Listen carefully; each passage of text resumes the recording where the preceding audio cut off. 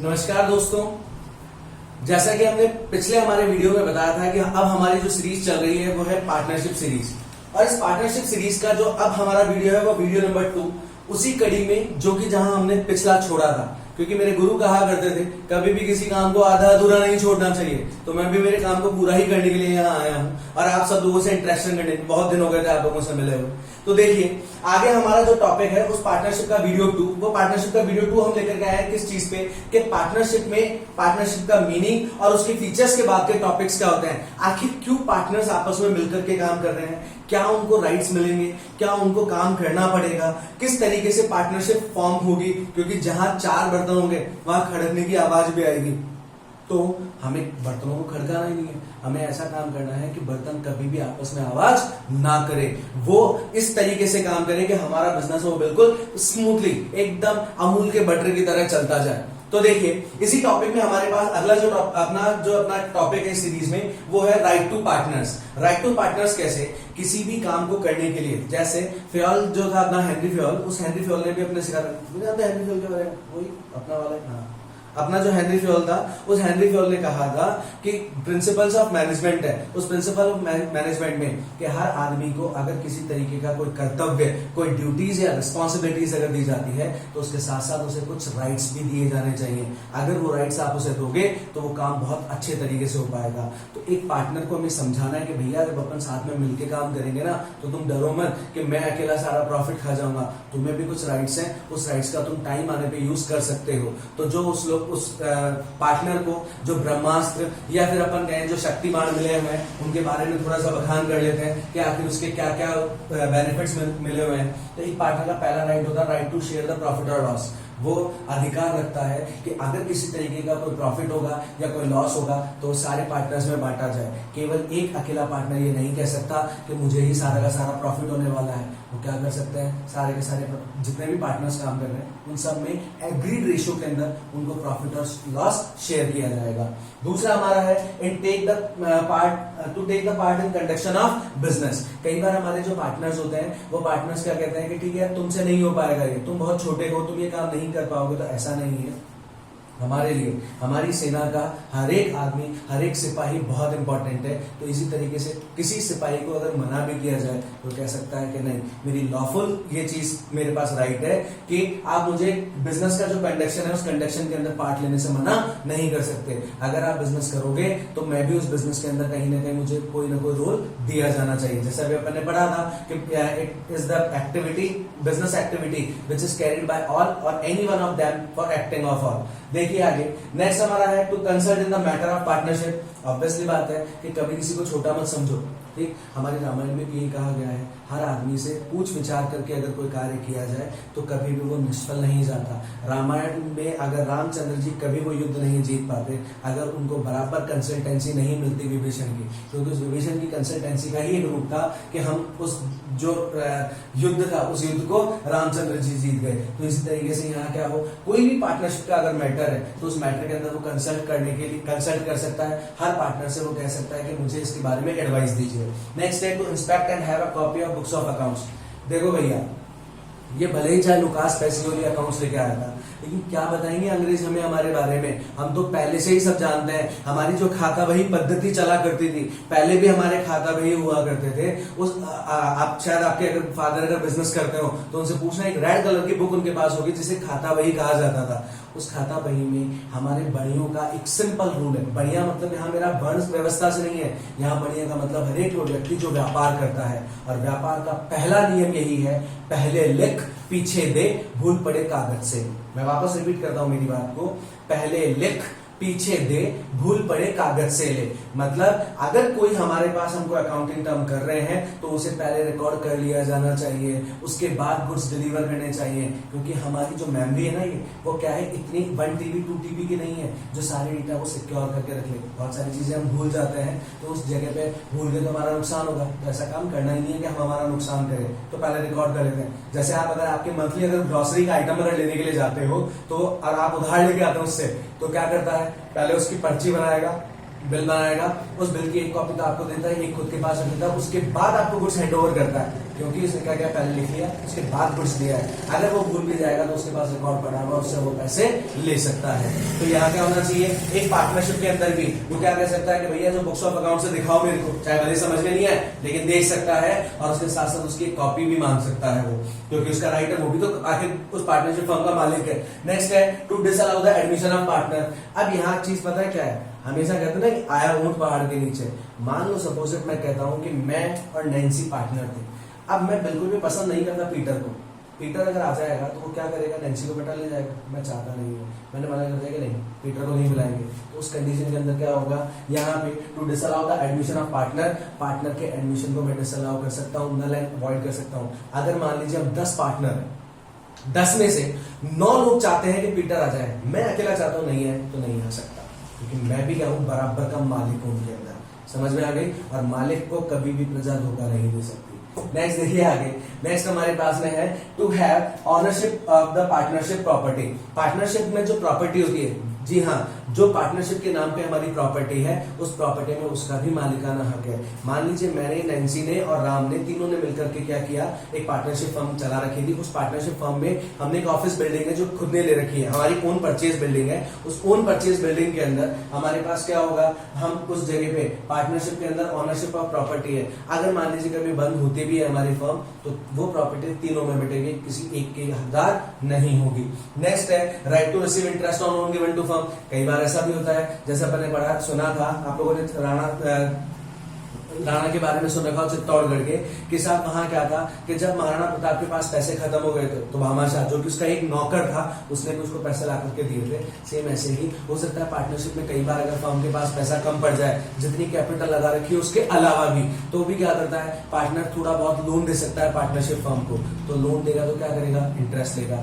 जैसे मेरी अगर कोई फर्म है, उस फर्म का नाम है एबीसी लिमिटेड, और उस एबीसी लिमिटेड में हम ए, बी और सी तीनों ने, हम लोगों ने क्या कर रखा है, कैपिटल लगा रखी है। तीनों ने हमारी कैपिटल 1-1 लाख रुपए। उसके अलावा मान लीजिए ए ने, यानी मैंने, मान लो सपोज दैट उस जगह पे हो सकता है कि 50,000 रुपए एक्स्ट्रा दे दिए, तो 50,000 या तो मेरी कैपिटल मानो, और मैं तो कह रहा हूँ कैपिटल मत मानो भैया, क्योंकि कैपिटल में तो रिस्क है, मेरे पैसे लग सकते हैं। तो मैंने क्या कहा, मुझे तो क्या चाहिए, मैंने तो लोन दिया है फर्म को, उस लोन पे मुझे इंटरेस्ट मिलेगा एग्रीड रेट से।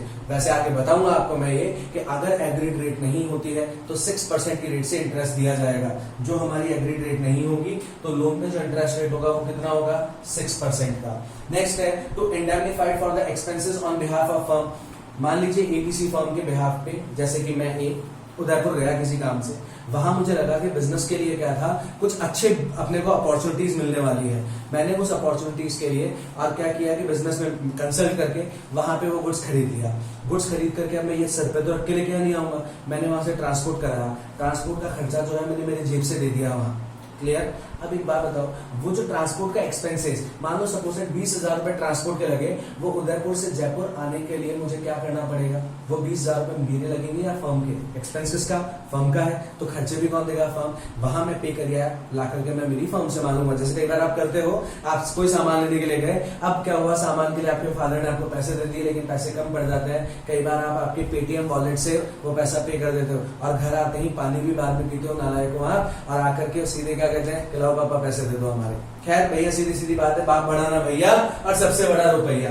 आगे देखिए, to retire after giving a proper notice. अगर मैं एक नोटिस देता हूं तो नोटिस देने के बाद में वहां से रिटायर हो जाता हूँ। ठीक है भैया, आपने नहीं बन रही है, आप जानो आपका काम जाने, या मेरी एज हो गई, बुढ़ापा आ गया, उसके बाद में मुझसे काम नहीं होता, तो मैं एक प्रॉपर लीगल नोटिस दूंगा, और उस नोटिस देने के बाद में मैं वहां से फर्म से रिटायर हो सकता हूँ।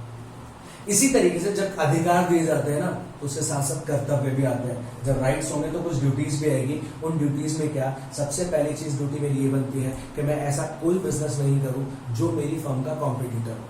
बिजनेस का कॉम्पिटिटर कैसे, मान लीजिए सपोज है कि एबीसी लिमिटेड है, वो भी क्या करती है, एक कोचिंग क्लासेस चलाती है, और मैं खुद का भी अगर सेपरेट कोचिंग चलाता हूँ, और सेम सब्जेक्ट का अगर कोचिंग होगा, तो मुझे मेरे कोचिंग को बंद करना पड़ेगा। रीजन, क्योंकि मैं क्या बन गया, कॉम्पिटिटर। अब मान लो हो सकता है उस एबीसी में अगर स्टूडेंट्स आते हो, तो वहां से स्टूडेंट उठ के मैं मेरे ट्यूशन पे भी ला सकता हूँ। ऐसा नहीं होना चाहिए। जब आप काम करो तो ईमानदारी से करो। तो यहाँ क्या होगा, not to be a competitor of firm, वो कभी भी एक फर्म का कॉम्पिटिटर नहीं बन सकता।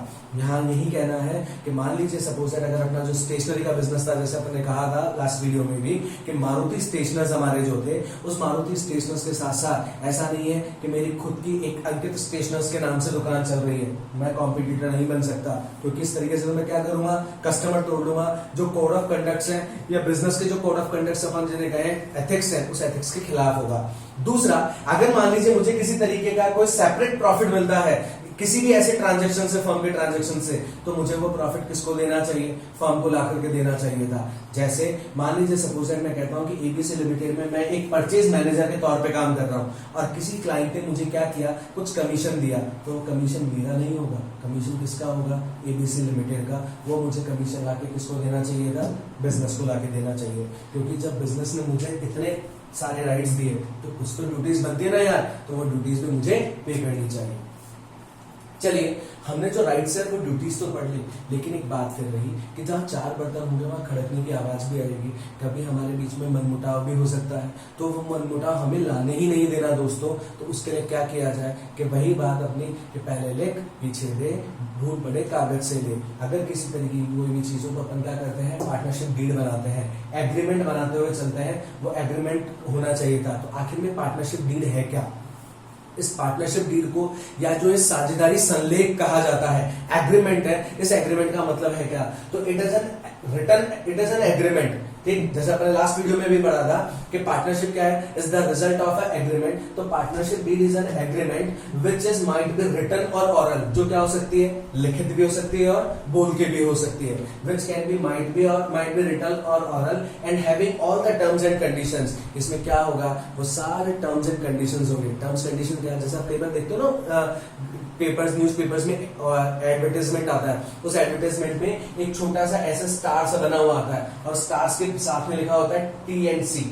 ये TNC का मतलब क्या है, यहाँ पे टर्म्स एंड कंडीशन बड़े बड़े बारीक बारीक अक्षरों में लिखा होता है। तो वो टर्म्स एंड कंडीशंस सारे पढ़ लेने चाहिए, because market is the subject risk to the terms and conditions. जो सब्जेक्ट आपने कहा है, it is the risk of the subject to market risk. तो मार्केट रिस्क है वो टर्म्स एंड कंडीशंस के बेसिस पे, तो सारी टर्म्स कंडीशन लिखी हुई होगी, सब कुछ लिखा पड़ा होगा। ठीक, तो या तो रिटर्न हो सकता है या ऑरल हो सकता है। अब आपकी पार्टनरशिप एक्ट भी ये एडवाइस देता है और मैं भी आपसे यही कहूंगा कि ये कैसे होना चाहिए, रिटर्न फॉर्म में होना चाहिए, ताकि किसी तरीके की कोई मिसअंडरस्टैंडिंग नहीं हो। क्योंकि ऑरल होगा, मैंने कहा था ये मेमोरी क्या है हमारी, बहुत कमजोर होती है, हम भूल जाते हैं। आजकल बादाम भी इतने अच्छी क्वालिटी के नहीं आते जो हमारी मेमोरी को शार्प रख सके, लोग भूल जाएंगे, मिसअंडरस्टैंडिंग्स क्रिएट होगी तो लड़ाइयां बढ़ेगी। और ये बता दूं दोस्तों, आज की दुनिया में अगर 90% से भी ज्यादा अगर लड़ाइयां हैं तो केवल बहन की है। उस बहन का कोई इलाज नहीं, तो उस बहन को आने ही मत दो। अपन तो सीधे एक ही बात कहते हैं कि चोर को मत मारिए, चोर की माँ को मारो जो चोर पैदा ही नहीं हो। तो यहाँ क्या कि सीधी बात यह है कि सब भैया अपने जो टर्म्स कंडीशंस वगैरह है उसे क्या करो, मिसअंडरस्टैंडिंग मत आने दीजिए, रिटर्न फॉर्म में रखो। तो एक फायदा तो मिसअंडरस्टैंडिंग खत्म होगी। दूसरा हमारा जो बेनिफिट होगा वो बेनिफिट ये कि अगर ये हमारे पास लिखी हुई है, कभी कोई कोर्ट में केस फाइल भी होता है तो वहां पे एविडेंस के तौर पे इसे साबित किया जा सकता है। तो it is and written agreement which is having the all terms and conditions, and it is also known as the article of partnership। Partnership का आर्टिकल भी कहते हैं। आर्टिकल कैसे, एक तरीके की ये क्या है, हमारी लक्ष्मण रेखा है जिसके अंदर जितने भी टर्म्स और कंडीशंस हैं सब कुछ आ गया, कोई चीजें बाहर हमने नहीं छोड़ी है। तो पार्टनरशिप डीड होती है। आखिर इस पार्टनरशिप डीड में लिखा क्या होता है, तो उसके कुछ कंपोनेंट्स हैं। Name and address of firm, firm का जो नाम क्या है और फर्म का एड्रेस होगा। फर्म ऐसे ही पार्टनर्स का एड्रेस और पार्टनर्स का क्या होगा, नाम होगा। आपने कितनी कैपिटल लगाई वो कैपिटल का इंट्रोडक्शन होगा। आपको पार्टनर के तौर पे क्या सैलरी मिलेगी या पार्टनर को क्या कमीशन मिलेगा।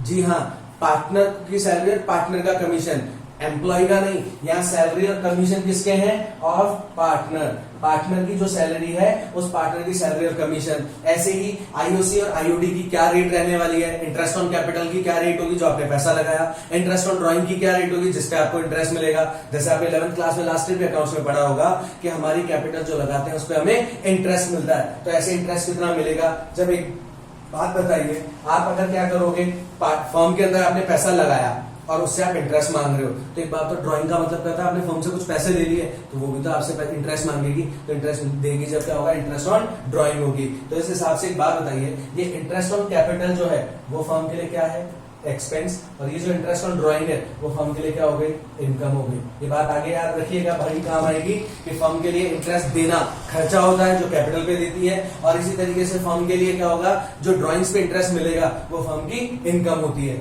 नेक्स्ट हमारा टॉपिक होता है पीएसआर। पीएसआर मतलब किस रेट में वो आपस में क्या करेंगे, प्रॉफिट शेयरिंग रेट होगा, रेशो क्या होगा उनका, या फिर नेक्स्ट है methods of the valuation of goodwill. Goodwill का जो वैल्यूएशन होगा वो किस मेथड से किया जाएगा, ये आगे आने वाले टॉपिक्स में एक अपने आप में पूरा चैप्टर है जिसके बारे में आगे पढ़ेंगे हम। नेक्स्ट है use of Garner versus Murray rule. Garner और मरे जो है दो पार्टनर थे, ये थोड़ा ध्यान से समझिएगा। वैसे सीबीएसई में टॉपिक कम आता है, लेकिन आरपीएससी के लिहाज से अगर देखा जाए, राजस्थान बोर्ड के हिसाब से, तो ये टॉपिक बहुत इंपॉर्टेंट है। ये है क्या, एक्चुअली में गार्नर और मरे ये दो लोग थे जो दो पार्टनर थे आपस में। देखिए ये दोनों पार्टनर थे, और इन पार्टनर्स में क्या हुआ, एक पार्टनर है वो क्या हो गया था, इंसॉल्वेंट हो गया था। इंसॉल्वेंट मतलब दिवालिया हो जाना, जब उसकी खुद की पेबल कैपेसिटी जीरो हो जाती है तो उसे इंसॉल्वेंसी कहते हैं। तो एक पार्टनर इंसॉल्वेंट हो गया। अब अगर मान लीजिए एक पार्टनर अगर इंसॉल्वेंट हो जाएगा, अगर मान लो ये मरे अगर इंसॉल्वेंट हो गया, तो सारी की सारी लाइबिलिटी किसके ऊपर आ गई थी, इस गार्नर पे। गार्नर ने तो कह दिया कि भैया मेरे पास तो पैसे नहीं है इतने जो मैं उसकी भी लाइबिलिटी का टोकरा अपने ऊपर उठाता फिरूं।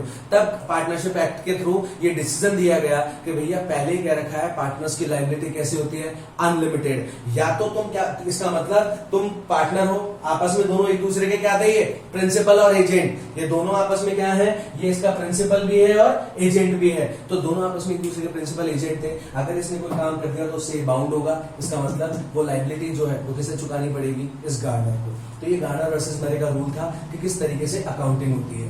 अब इसमें हमारा जो एक टॉपिक बचता है वो टॉपिक हमारा लास्ट में बच जाता है, कौन सा, अगर मान लीजिए हमारे पास पार्टनरशिप डीड है, वो नहीं हो, अगर एब्सेंट पार्टनरशिप डीड अगर एब्सेंस रहती है तो उस केस में क्या है, मैं तो खुद ये चाहता हूं कि भगवान करे हर क्वेश्चन के अंदर पार्टनरशिप डीड क्या रहे, साइलेंट रहे, टंटा ही खत्म होता है सारा का सारा।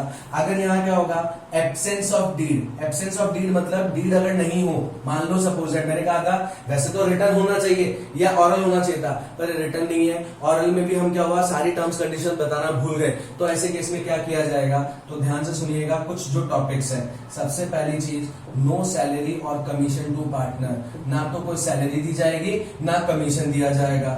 नेक्स्ट है नो आईओसी, किसी तरीके का इंटरेस्ट ऑन कैपिटल नहीं मिलेगा, किसी तरीके का इंटरेस्ट ऑन ड्राइंग नहीं लगेगा।